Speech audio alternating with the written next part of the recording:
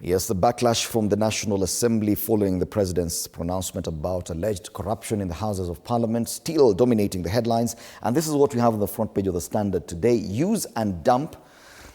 But if you read the story, it's about MPs exposing the kind of communication that has been going on between them and the president.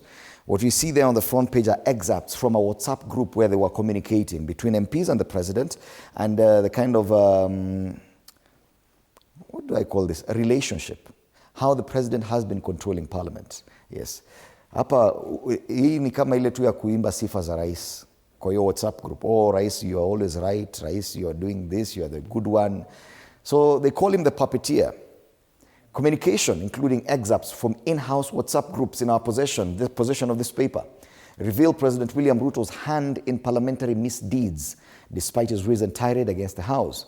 From passing of the unpopular Finance Bill 2024, alikuwa pale, to removal of former Deputy President Rigathi Gachagua, ni kama alikuwa anasema ati the president was never involved. Kuna straight tumepata communication, according to this paper, what the president said about the impeachment, what he said about the finance bill, and what he said about other bills, including the Affordable Housing Act of 2024. Ruto has used parliament to serve his agenda and not the people's. And this story is there on pages 4 and 5. Wanachoma kuchoma, MPs now on a break. Wanasema vile huyu jamaa amewatumia sasa. How legislators are whipped to support House business aligned with the president's agenda. Critical bills may be quietly shelved while those with less impact sail through. That story there on page 4 and 5 of this paper. Matters road accidents. Spike as project to retest drivers hangs in the balance. As schools reopen today, this is a huge concern. The safety of our children heading back to schools. I know you hamtaki kusikia, but Chan is still on the back page of this paper. Najua hiyo tournament imepoteza ladha. No one is really interested in watching the game, but wacha niwaambie, semi-finals will be played tomorrow. Then this is on the back page of the Standard. Madagascar versus Sudan, and then Morocco versus Senegal. And that's a big one tomorrow. Morocco versus Senegal will be played at the Mandela National Stadium in Kampala. And the other semi-final, Madagascar versus Sudan, Benjamin Mkapa Stadium in Tanzania. Remember, the finals will be played at the Kasarani this coming weekend. How fine margins have reduced Kenya, Uganda, and Tanzania into fans. Mulika, mukazungumuza, mukatetesha majirani, mukawaambia hawafiki, hawatoshi mboga, nyinyi wote mko nje. And I was looking at one of the cartoons. Kila mtu hapa East Africa ametupwa nje, muna-watch mpira kama fans. Yes. That's the back page of the Standard. Matters Chan. Kenyans are not interested, neither Tanzanians or Ugandans. But you have to play host and be good. All right. From the Standard, the president still on the front page of the People Daily.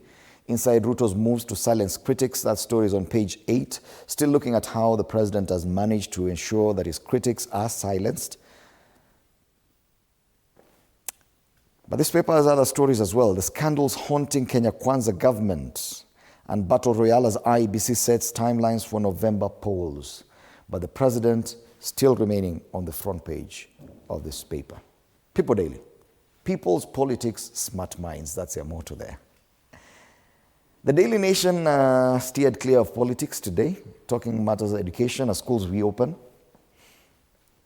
So wanasema how to clinch senior school slots. Remember, the very first cohort of pupils who are in junior secondary school will be heading to senior schools starting next year. And that is something new that we are yet to experience. These are grade 9ers. More than 1.2 million grade 9 learners to sit exam in November.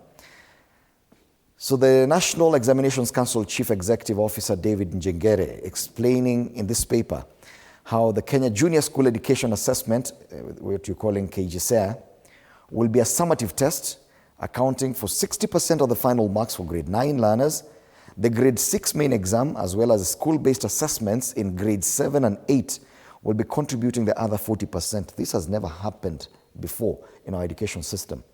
Inakuanga ile exam ya mwisho ndio ina determine where you move. Lakini sasa wanasema even the exams that they did previously in grade 6, 7 and 8 will contribute to the final marks for them going to senior school next year.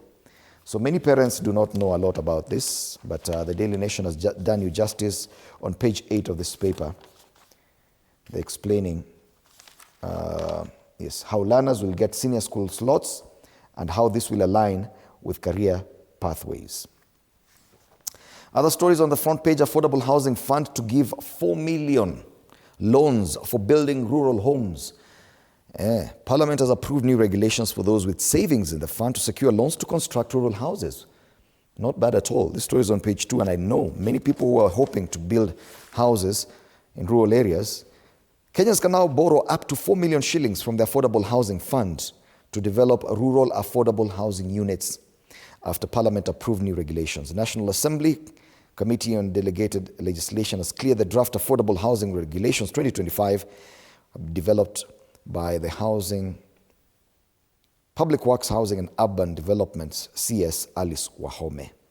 Yes, but there are rules and regulations. Si ati nitakuwa kazi rahisi kupata hiyo pesa, but definitely something positive. Yeah. There's a story here on page 3 saying, think before you text when that WhatsApp chat lands you in court. More WhatsApp users are now finding themselves in court because of careless group messages that can attract fines or even jail terms under the Cyber Crimes Act. Usiende tu kwa WhatsApp group waende kuandika tu mambo yako vile unataka. Utaenda kotini. Yeah. This week is also a special week in matters constitution. Remember, August 27th is when the Constitution 2010 was promulgated. This is exactly 15 years ago. We'll be marking that in 2 days' time. Today is August 25th. So on Wednesday this week will be exactly 15 years since the current Constitution came into force. So in the Daily Nation, they talk about Katiba at 15. And they have a story there about the day Kibaki and Raila increased devolved units from 14 to 27. Yeah. And the National Assembly Speaker Moses Wetangula recalls how proposal for 14 regional governments was discarded during high-stakes constitutional review talks.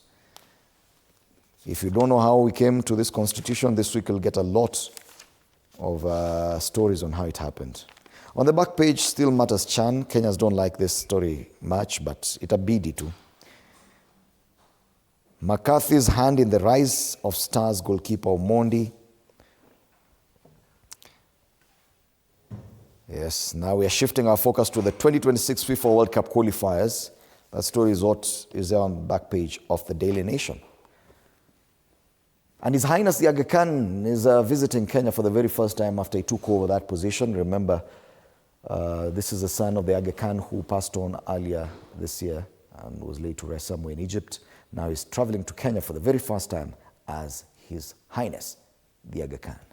That's the Daily Nation. Tuangazie gazeti la Taifa Leo. Sasa hii ndio habari ambayo maybe pengine Wakenya wengi watafurahia.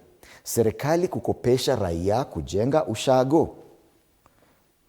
Ndio habari kuu pale kwenye ukurasa wa mbele. Anasema raia sasa kupewa hadi shilingi milioni 4 kujenga nyumba vijijini chini ya hazina ya nyumba za bei nafuu. Usiseme umekosa pesa.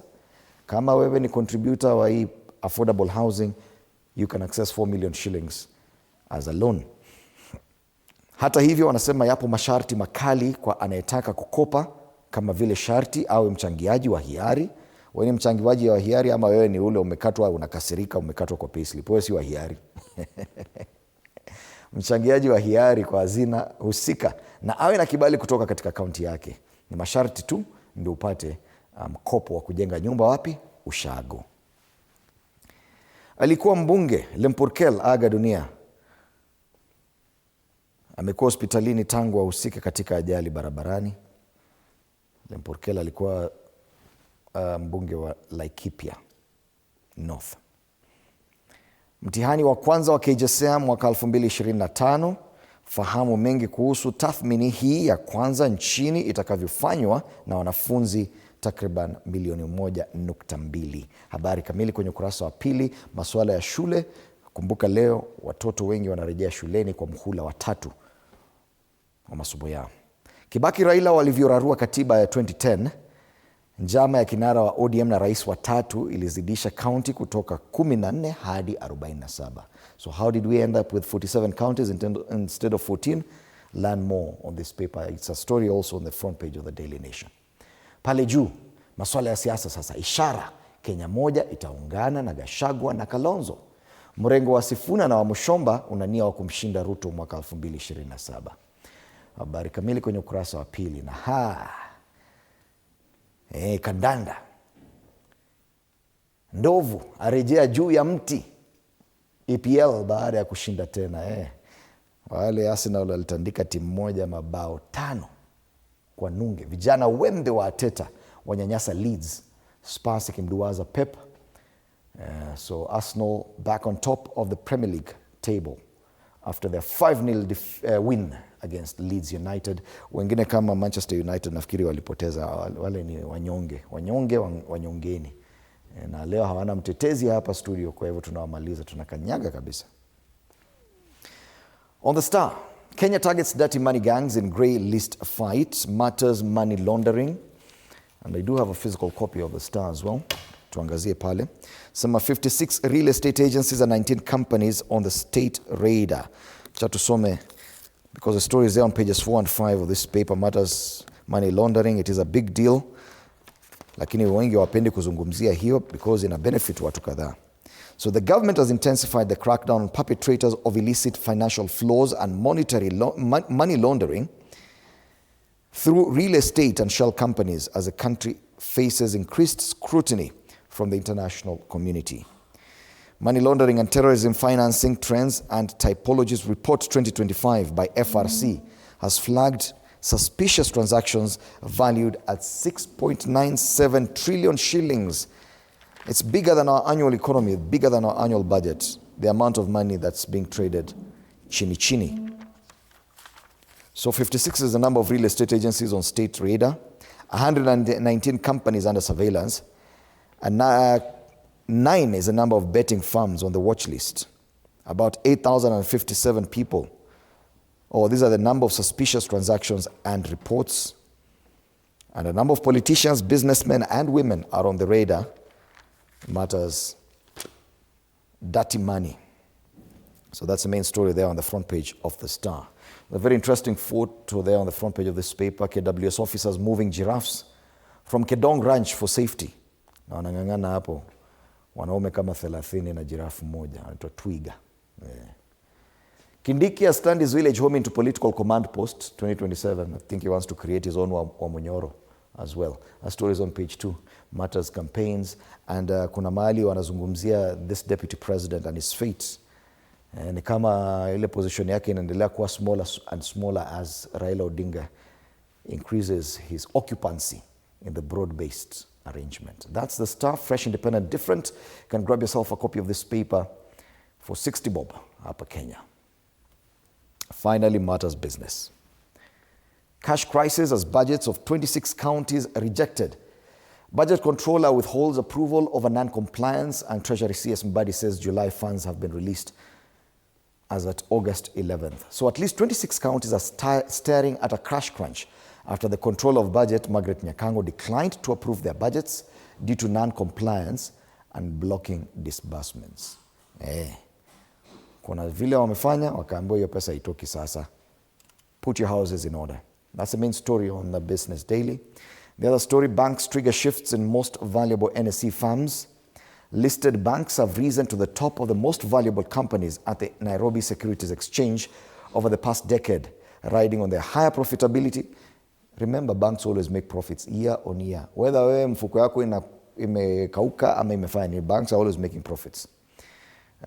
Profitability as industrial stocks struggle to keep pace amid that growth in a tough economy. On the ticker, farmers ditching Hustler Fund for Fuliza and bank loans. Farmers are ditching the state's Hustler Fund and microfinance banks, turning to big banks and Fuliza for credit to finance agricultural activities. That's a survey there. That story is on page 4. Only 40% of foreign firms plan expansion in Kenya, and CBK goes big on long-term bonds over low interest rates. Matters Business on Business Daily. Once again, a reminder of the people we'll be having at 6:30 for State of the Nation. Kipruto Rapkirwa, who served as Agriculture Minister in Kibaki 1 administration.